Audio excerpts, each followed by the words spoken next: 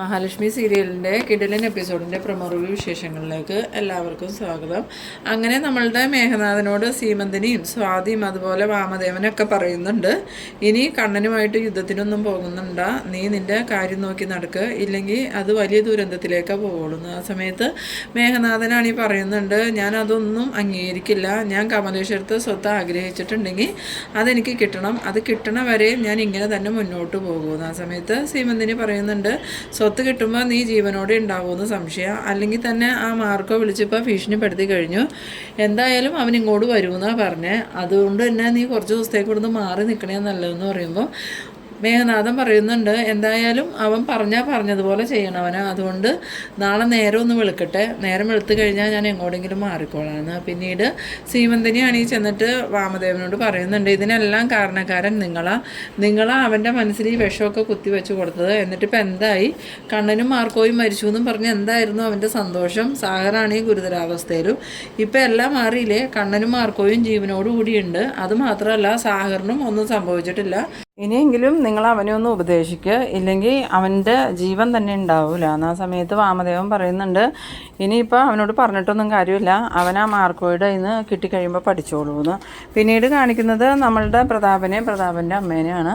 പ്രതാപനും അമ്മയും കൂടെ കൂടി വീട്ടിലേക്ക് ചെല്ലുന്ന സമയത്ത് മോഹിനി എണീറ്റ് വന്നിട്ട് അമ്മയ്ക്ക് എങ്ങനെ ഉണ്ടെന്നൊക്കെ ചോദിക്കുമ്പം, നീ മിണ്ടരുത്, നീയും നിൻ്റെ മോളും കൂടി ഞങ്ങളിങ്ങനെ പറ്റിക്കാനായിട്ടിരിക്കുകയാണോടി, എൻ്റെ കുഞ്ഞിൻ്റെ കണ്ണീര് കാണാൻ വേണ്ടിയല്ലേടി നീ ഇങ്ങനെയൊക്കെ കാണിക്കണേന്ന് ചോദിക്കുമ്പം മോഹിനി പറയുന്നുണ്ട്, അതിന് ഞാൻ എന്ത് ചെയ്തു എന്നാണ് നിങ്ങൾ പറയണത്, കരുണമോളുടെ കണ്ണീര് കാണണമെന്നൊന്നും ഞാൻ ഒരിക്കലും ആഗ്രഹിച്ചിട്ടില്ല, പിന്നെ കണ്ണനെയും ലക്ഷ്മി മോളെയും കൊല്ലാനായിട്ട് നിങ്ങൾ നടക്കുന്നത് കൊണ്ടല്ലേ നിങ്ങൾക്ക് ഇങ്ങനെ നിരാശ ഉണ്ടാവണത്. ആ സമയത്ത് പ്രതാപൻ പറയുന്നുണ്ട്, നീ എന്തൊക്കെയാണ് ഈ പറയണേ, ഞങ്ങൾ കണ്ണനെ കൊല്ലാൻ നോക്കിയിരുന്നോ, പിന്നെ അല്ലാതെ അതെല്ലാവർക്കും അറിയാം, ഇനിയിപ്പോൾ എന്തായാലും നിങ്ങളും ആ മേഘനും ആ മാർക്കോയുടെ മുന്നിൽ ചെന്ന് പെടാതിരുന്നാൽ മതി, മാർക്കോ നിങ്ങളെ വെറുതെ വിടുമെന്ന് വിചാരിച്ചിരിക്കേണ്ടെന്ന്. ആ സമയത്ത് നമ്മളുടെ പ്രതാപൻ്റെ അമ്മയ്ക്കൊക്കെ നല്ല ദേഷ്യം വരുന്നുണ്ടെങ്കിലും മോഹിനിനെ ഇപ്പം നല്ല പേടിയുണ്ട് അവർക്ക്, കാരണം ഇനി മോഹിനി മാർക്കോയോടെങ്ങാനും അതെന്തെങ്കിലും പറഞ്ഞിട്ടുണ്ടെങ്കിൽ മാർക്കോ വെറുതെ വിടില്ല എന്ന് അറിയാവുന്നത് കൊണ്ട് തന്നെ അവർ പല്ലിറുമിക്കൊണ്ട് അകത്തേക്ക് കയറി പോകുന്നുണ്ട്. പിന്നീട് കാണിക്കുന്നത് നമ്മളുടെ മാർക്കോയും ലോപ്പസിനെയാണ്.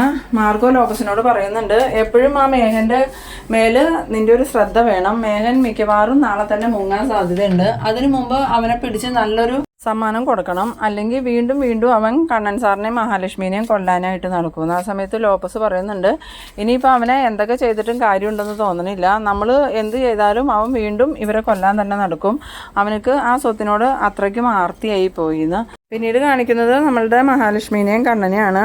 കണ്ണൻ മഹാലക്ഷ്മിയോട് പറയുന്നുണ്ട്, ഇനിയും ഇവരടങ്ങിയിരിക്കുമെന്ന് താൻ വിചാരിക്കണ്ട, മേഘനും തൻ്റെ രണ്ടാനച്ഛനും അനുജത്തിയും എൻ്റെ അനിയനും രണ്ടാനമ്മയും എല്ലാവരും കൂടി ഇനിയും നമ്മളെ അപായപ്പെടുത്താൻ നോക്കും, അതുകൊണ്ട് ഇനി ഓരോ ചുവട് വയ്ക്കണത് നമ്മൾ സൂക്ഷിച്ച് തന്നെ വെക്കണം, ഇല്ലെങ്കിൽ നമുക്ക് അപകടം ഉണ്ടാകും. ആ സമയത്ത് മഹാലക്ഷ്മി പറയുന്നുണ്ട്, ഇവർക്കൊക്കെ എന്തിൻ്റെ ബുദ്ധിമുട്ടായിട്ടാണ്, എന്തൊക്കെ കാര്യങ്ങളുണ്ടെങ്കിലും കണ്ണേട്ടൻ അതെല്ലാം ചെയ്തു കൊടുക്കണില്ലേ, പിന്നെ എന്തിനാണ് ഇവരിങ്ങനെ കൊല്ലാൻ നടക്കണേന്ന് ചോദിക്കുമ്പോൾ കണ്ണൻ പറയുന്നുണ്ട്, ഇവർക്ക് കിട്ടണതൊന്നും പോരാ, എൻ്റെ സ്വത്ത് അങ്ങനെ തന്നെ അവർക്ക് വിഴുങ്ങണം, അതിന് വേണ്ടിയിട്ടാണ്, എന്തായാലും ഇപ്പോൾ സാഗർ മരിച്ചിട്ടില്ല എന്നറിയുമ്പം വീണ്ടും മേഘനാഥൻ നല്ലോണം ഒന്ന് തകരും. ഇപ്പം മഞ്ജുവിൻ്റെ കുഞ്ഞ് പോയി സാഗർ മരിച്ചു എന്നൊക്കെ വിചാരിച്ച് ഭയങ്കര സന്തോഷത്തിൽ ആ സന്തോഷം ആഘോഷിക്കാൻ വേണ്ടിയാണല്ലോ അവൻ ഇങ്ങോട്ട് വന്നത്, അവൻ്റെ അപ്പച്ചിയുടെയും മക്കളുടെയും കൂടെ. എന്തായാലും ആ സന്തോഷമൊക്കെ മാറിയിട്ടുണ്ട്, ഇനിയിപ്പോൾ എന്തായാലും മാർക്കോ അവനെ തല്ലി കൊല്ലാതിരുന്നാൽ ഭാഗ്യെന്ന്. ഇതേസമയം മഹാലക്ഷ്മി പറയുന്നുണ്ട്, കരുണയ്ക്ക് ഇതൊന്നും ഒട്ടും സഹിക്കാൻ പറ്റില്ല, കരുണ കണ്ണേട്ടം മരിച്ചു എന്ന് കരുതി തന്നെ ഇരുന്നേ, ഇനിയിപ്പോൾ കരുണ എങ്ങനെ പ്രതികരിക്കുമെന്നൊന്നും പറയാൻ പറ്റില്ല എന്ന്. ഇതേസമയം നമ്മുടെ കരുണയാണെങ്കിൽ ആ സെറ്റിൽ തന്നെ ഇരുന്ന് ഉറങ്ങി പോകുന്നുണ്ട്. ആ ഉറക്കത്തിൽ കരുണ ഒരു സ്വപ്നം കാണുകയാണ്, നമ്മളുടെ മഹാലക്ഷ്മി കിച്ചണിൽ ഇങ്ങനെ ചായ ഉണ്ടാക്കിക്കൊണ്ടിരിക്കുന്ന സമയത്ത് മഹി വിളിച്ചുകൊണ്ട് അങ്ങോട്ടേക്ക് കണ്ണൻ നടന്നു വരുന്നത്. ആ സമയത്ത് മഹാലക്ഷ്മി കണ്ണനോട് ചോദിക്കുന്നുണ്ട്, കണ്ണേട്ടനക്ക് എന്താ വേണ്ട, ചായ വേണമെന്ന് ചോദിക്കുമ്പോൾ ആ ഒരു ഗ്ലാസ് ചായക്ക് വേണ്ടി വന്നതാ, ചായ റെഡിയായെങ്കിൽ താൻ അത് ഒരു ഗ്ലാസ് ഇങ്ങോട്ട് തന്നേന്നും പറഞ്ഞ് മഹാലക്ഷ്മിയുടെ അടുത്ത് വന്ന് ഇന്ന് കണ്ണൻ ചായ വാങ്ങി കുടിക്കണതായിട്ട് ഈ കരുണയാണെങ്കിൽ സ്വപ്നം കണ്ട് ചാടി എഴുന്നേൽക്കുന്നുണ്ട്. ചാടി എഴുന്നേറ്റ് ചുറ്റും നോക്കുമ്പോൾ കരുണയ്ക്ക് മനസ്സിലാവുന്നുണ്ട് അത് സ്വപ്നമാണെന്ന്. എന്തായാലും വെളുപ്പാങ്കാലത്ത് കണ്ട സ്വപ്നം ഫലിക്കും, ഇനിയിപ്പോൾ അയാൾ നടന്നു തുടങ്ങിയോന്നും അറിയില്ലല്ലോ, എന്തായാലും അയാൾ മലയ്ക്ക് പോയത് നടന്നാണോന്നും അറിയില്ല, അതൊന്ന് ശ്രദ്ധിക്കണം, എന്തായാലും അയാൾ രഹസ്യമായിട്ട് നടക്കുന്നുണ്ടോ എന്ന് വാച്ച് ചെയ്യണമെന്നൊക്കെ ഇങ്ങനെ മനസ്സിൽ വിചാരിച്ചുകൊണ്ട് കരുണയാണെങ്കിൽ മേളിലോട്ട് കയറി പോകാൻ തുടങ്ങുന്നുണ്ട്. ആ സമയത്ത് കരുണ മഹാലക്ഷ്മി എവിടെയാണെന്ന് നോക്കുമ്പോൾ മഹാലക്ഷ്മി അടുക്കളയിലാണെന്ന് കണ്ടിട്ട് വേഗം തന്നെ കരുണ പതിയെ പതിയെ കണ്ണൻ്റെ റൂമിൻ്റെ അങ്ങോട്ട് ചെല്ലുന്നുണ്ട് കേട്ടോ. കണ്ണിൻ്റെ റൂമിൻ്റെ അങ്ങോട്ട് ചെല്ലുമ്പം കണ്ണനാണെങ്കിൽ അവിടെ നിന്ന് തലമുടിയൊക്കെ ചീവിക്കൊണ്ടിരിക്കുകയാണ്. പക്ഷേ കരുണ നോക്കുമ്പം കണ്ണൻ്റെ വീൽ ചെയർ അവിടെ കാണുന്നുണ്ട്. ഈ ഡോറ് തുറക്കണ സൗണ്ട് കേട്ടതും കണ്ണൻ നോക്കുമ്പോൾ കരുണ വാതിൽ തുറന്ന് നോക്കണതാണെന്ന് മനസ്സിലായിട്ട് കണ്ണൻ വേഗം തന്നെ പോയി ബെഡിൽ ഇങ്ങനെ കിടക്കുന്നുണ്ട്. ആ സമയത്ത് കരുണ നോക്കുമ്പം വീൽ ചെയർ കണ്ടിട്ട് കരുണയ്ക്ക് സംശയമായിട്ട് കരുണ ഒന്നും കൂടിയും റൂമിൻ്റെ അകത്തേക്ക് ഒളിഞ്ഞ് നോക്കുമ്പോൾ കണ്ണൻ അവിടെ നീണ്ടു നിവർന്ന് കിടക്കുന്നതായിട്ടാണ് കാണുന്നത്. ആ സമയത്ത് കരുണയ്ക്ക് മനസ്സിലാവുന്നുണ്ട്, ഇല്ല അതൊക്കെ എൻ്റെ ഒരു സംശയം മാത്രം, അയാൾ നടന്നു തുടങ്ങിയിട്ടൊന്നുമില്ല, ഇനിയിപ്പോൾ എന്തായാലും ഇടയ്ക്കിടയ്ക്ക് അയാളെ ഇങ്ങനെ ശ്രദ്ധിച്ചുകൊണ്ടിരിക്കണമെന്ന്. ഈ സമയം കണ്ണൻ മനസ്സിൽ വിചാരിക്കുന്നുണ്ട്, എന്തോ ദൈവാധീനം ഉള്ളതുകൊണ്ടാണ് കരുണ വന്ന് വാതിൽ തുറന്നത് എൻ്റെ ശ്രദ്ധയിൽപ്പെട്ടെ, ഇല്ലെങ്കിൽ ഞാനിപ്പോൾ ഈ റൂമിൽ കൂടെ നടക്കുന്നത് കരുണ കണ്ടേനെ, എന്നാൽ പിന്നെ ആകെ പ്രശ്നമായേനെ, എന്തായാലും ഭഗവാൻ കാത്തൂന്ന്. പിന്നീട് നമ്മളുടെ കരുണയാണെങ്കിൽ താഴേക്ക് ഇറങ്ങിപ്പോയിട്ട് ഈ ദുർഗയോട് പറയുന്നുണ്ട്, ഇനിയിപ്പോൾ എന്തിനാ അമ്മേ ഞാനിവിടെ നിൽക്കണേ, ഞാൻ എന്തായാലും എൻ്റെ വീട്ടിലേക്ക് പോകാൻ പോവാന്ന്. ആ സമയത്ത് ദുർഗ പറയുന്നുണ്ട്, മോൾ എന്തൊക്കെയാണ് മോളെ ഈ പറയണേ, അങ്ങനെ ഇട്ടെറിഞ്ഞ് പോകാൻ പറ്റിയൊരു ബന്ധമാണോ? ഭാര്യയും ഭർത്താവും ആകുമ്പോൾ ഭർത്താവ് എവിടെയാണോ അവിടെയല്ലേ ഭാര്യയും വേണ്ടതെന്ന് ചോദിക്കുമ്പം എന്ത് ഭാര്യയും ഭർത്താവും എന്നാണ് അമ്മയെ പറയണേ, അങ്ങനെ ഒരു ബന്ധമൊന്നും എനിക്ക് കുടുംബത്തോട് തോന്നണില്ല. കാര്യങ്ങൾ ഇങ്ങനെ തന്നെയാണ് മുന്നോട്ട് പോകണമെങ്കിൽ ഞാൻ അധികം വൈകാതെ തന്നെ ഉണ്ണിയേട്ടനെ വേണ്ടെന്ന് വെച്ച് എൻ്റെ വീട്ടിലോട്ട് പോകുന്നു. പിന്നീട് കാണിക്കുന്നത് മഞ്ജുവിനെ സാഗറിനെയാണ്. മഞ്ജുവും സാഗറും ഭക്ഷണം കഴിച്ചുകൊണ്ടിരിക്കുന്ന സമയത്ത് മഞ്ജു പറയുന്നുണ്ട്, എന്തായാലും കണ്ണേട്ടനും എടുത്തിയും അങ്ങോട്ട് ചെന്നത് എല്ലാവർക്കും ഭയങ്കര ഷോക്കായി എന്ന് പറഞ്ഞ് ഞാനൊന്നും കൂടി ഒന്ന് വിളിച്ചു നോക്കട്ടെ, അവിടുത്തെ വിശേഷങ്ങൾ എന്താണെന്ന് അറിയാലോ എന്ന്. അങ്ങനെ സാഗർ പറയുന്നുണ്ട്, എന്നാൽ നീ ഒന്ന് വിളിച്ച് നോക്കുമെന്ന് പറഞ്ഞ് മഞ്ജു ആണെങ്കിൽ ഫോൺ എടുത്ത് മഹാലക്ഷ്മിയുടെ ഫോണിലോട്ട് വിളിക്കുന്നുണ്ട്. ഈ സമയം മഹാലക്ഷ്മി മഞ്ജുവിൻ്റെ കോൾ കണ്ടതും വേഗം തന്നെ കോൾ അറ്റൻഡ് ചെയ്തിട്ട്, എന്താ മഞ്ജു എന്തെങ്കിലും വിശേഷം ഉണ്ടോ എന്ന് ചോദിക്കുമ്പം, ഇല്ല എടുത്തി അതൊന്നും അല്ല, അവിടെ എന്തുണ്ട് വിശേഷം എന്ന് ചോദിക്കുമ്പോൾ, ഇവിടെ വിശേഷങ്ങളല്ലേ ഉള്ളൂ, ഇന്നലെ ഞങ്ങൾ രാത്രി വന്നു കയറിയ സമയത്ത് ഇവിടെ മേഘനും നിൻ്റെ അമ്മയും ഉണ്ണിയും കരുണയൊക്കെ ഭയങ്കര ആഘോഷത്തിലായിരുന്നു, ആഘോഷമൊക്കെ കഴിഞ്ഞ് അവർ സന്തോഷത്തോടു കൂടി കിടന്നുറങ്ങിയ സമയത്തല്ലേ ഞാനും കണ്ണേട്ടനും വന്നത്, ഞങ്ങളെ കണ്ടതോടുകൂടി അവരുടെ സന്തോഷമൊക്കെ എവിടെ പോയെന്ന് കണ്ടില്ല, എന്തായാലും അവർക്ക് ഭയങ്കര നിരാശയായിപ്പോയി, ഇനിയിപ്പോൾ അവർ അടുത്ത കെണി ഒരുക്കോ എടുത്തിന്ന് വയ്ക്കുമ്പം അതിന് സംശയമില്ലല്ലോ, എന്തായാലും മേഘനും എൻ്റെ രണ്ടാനച്ഛനും ഞങ്ങളെ കൊല്ലാനുള്ള അടുത്ത പ്ലാൻ റെഡിയാക്കി തുടങ്ങിയിട്ടുണ്ട് ഉണ്ടാവും, ഇനിയിപ്പോൾ എന്തായാലും മാർക്കോയുടെ കയ്യിൽ നിന്ന് തല്ലുകൊണ്ട് ചാവാനായിരിക്കും മേൻ്റെയും കരുണയുടെ അച്ഛൻ്റെയും യോഗമെന്ന്. ആ സമയത്ത് മഞ്ജു പറയുന്നുണ്ട്, എന്തായാലും അവരുടെ രണ്ടുപേരുടെയും കാലും കൈയും തല്ലി ഒടിച്ചിടാൻ മാർക്കോ ചേട്ടനോട് പറയണമെന്ന്.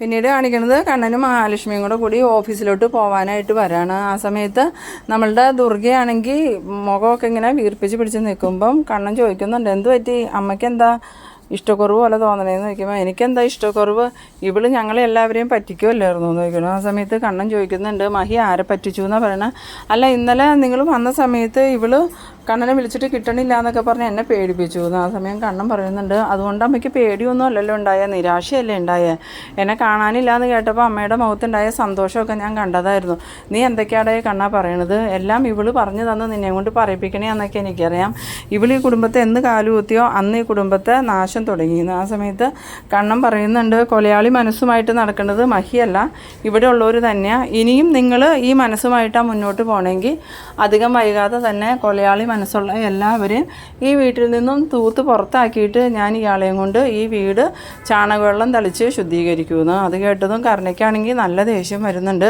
എന്നിട്ട് കരുണ ചോദിക്കുന്നുണ്ട്, നിങ്ങൾ ആരെക്കുറിച്ചാണ് ഈ പറയണേ, ആർക്കാ കൊലയാളി മനസ്സ്, അത് ഇവൾക്ക് തന്നെയാണ്, ഇവളെ എല്ലാവരെയും കൊന്ന് സ്വത്തൊക്കെ കൈക്കലാക്കണമെന്ന് വിചാരിച്ച് നടക്കണേന്ന്. ആ സമയത്ത് കണ്ണൻ പറയുന്നുണ്ട്, നിന്നോട് ഞാൻ കാര്യങ്ങളൊന്നും ചോദിച്ചില്ല, നിന്നോട് ചോദിക്കുമ്പോൾ നീ പറഞ്ഞാൽ മതി, എന്തായാലും മഹിക്ക് നിൻ്റെ അത്രയും ദുഷിച്ച മനസ്സൊന്നുമില്ല എന്നുള്ളത് നിനക്കും അറിയാം ഞങ്ങൾക്കും അറിയാം, അതുകൊണ്ട് നീ കൂടുതൽ വർത്താനമൊന്നും പറയണ്ട, നീ ഇപ്പം നിൽക്കുന്നത് എൻ്റെ വീട്ടിലാണ്, എൻ്റെ വീട്ടിൽ നിൽക്കുമ്പം എൻ്റെ ഇഷ്ടത്തിന് ഇവിടെ ജീവിക്കാൻ പറ്റുമെങ്കിൽ മാത്രം നീ ജീവിച്ചാൽ മതി, അല്ലെങ്കിൽ നീ നിൻ്റെ കെട്ടുവൻ്റെ അമ്മേനെയും വിളിച്ചുകൊണ്ട് ഈ നിമിഷം ഇവിടെ നിന്ന് ഇറങ്ങിക്കോ, അല്ലെങ്കിൽ തന്നെ അധികം വൈകാതെ നിങ്ങളെ എല്ലാവരെയും ഇവിടുന്ന് അടിച്ച് പുറത്താക്കേണ്ട അവസരം ഉണ്ടാവുമെന്ന് എനിക്കറിയാമെന്ന്. ആ സമയത്ത് ദുർഗ പറയുന്നുണ്ട്, നീ എന്തൊക്കെയാണ് മോനെ ഈ പറയണേ, നീ ആരോടാ പറയണേന്ന് നിനക്ക് വലിയ നിശ്ചയം ഉണ്ടോ എന്ന് ചോദിക്കുമ്പം, എനിക്കറിയാം എന്നെ കൊല്ലാനായിട്ട് നടക്കുന്ന എൻ്റെ രണ്ടാനമ്മയോടും എന്നെ കൊല്ലാൻ വേണ്ടി നടക്കുന്ന ഇയാളുടെ അനുജത്തിയോടുമാണ് ഞാൻ പറയണേ എന്നുള്ളത്.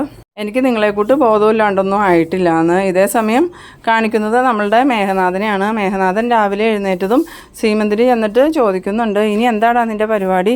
നീ ഇവിടെ തന്നെ നിൽക്കാനാണോ? നീ ഇവിടെ തന്നെ നിന്നിട്ടുണ്ടെങ്കിൽ എന്തായാലും ആ മാർക്കോ ഇവിടെ കയറി വന്ന് നിന്നെ തല്ലും. അതുകൊണ്ട് നീ എത്രയും പെട്ടെന്ന് വേറെ എവിടെയെങ്കിലും പോയി ഒളിവിൽ കുറച്ച് ദിവസം താമസിക്കുന്നത്. ആ സമയത്ത് മേഘനാഥൻ പറയുന്നുണ്ട്, ഒളിവിൽ പോകണമെങ്കിൽ പൈസ വേണ്ട. അപ്പം നിൻ്റെ കയ്യിലുണ്ടായിരുന്ന പൈസയൊക്കെ എന്തെന്ന് ചോദിക്കുമ്പം അതൊക്കെ കണ്ണനെയും മഹാലക്ഷ്മിനെയും കൊല്ലാൻ വേണ്ടിയിട്ട് ഗുണ്ടകൾക്ക് കൊടുത്ത് തീർന്നില്ലേ, ഇനി പൈസയ്ക്ക് വേറെ എന്തെങ്കിലും വഴി കണ്ടെത്തണം.